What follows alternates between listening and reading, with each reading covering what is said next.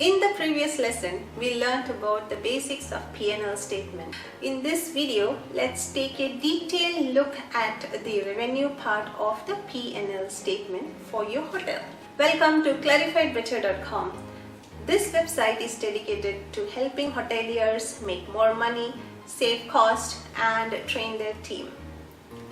In this lesson, we are discussing about the revenue part of the PnL statement. As discussed, every PnL statement has three distinct parts: statement of income, statement of expense, and the net profit or net loss generated. Right at the top, the statement you will find section on the revenue. Depending on whether you are looking at the PnL statement for your department or for the hotel, you may find different line items. To keep us all on the same page, take a copy of your hotel PnL statement.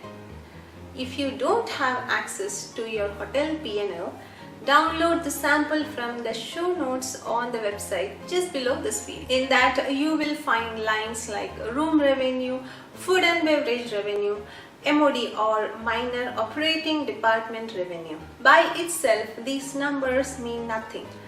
So let's make sense of what these numbers mean. The numbers show you what was your revenue for each head and its comparison to budget and last year.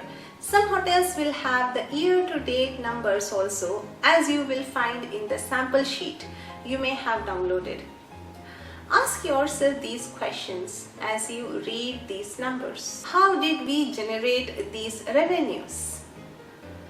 How many rooms did we sell at what rate to get these room revenue?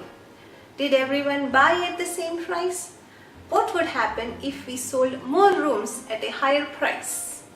Take a minute to understand these implications. How many covers did food and beverage do to generate these revenue? What is the contribution of the restaurants, bars, and banquets? How much did hall rental and audiovisual revenue contribute to the F&B revenue in banquets? Think about how you could achieve more revenue in your hotel. While the PnL statement is a document which talks about the past period, it can be an extremely useful tool to plan for the future.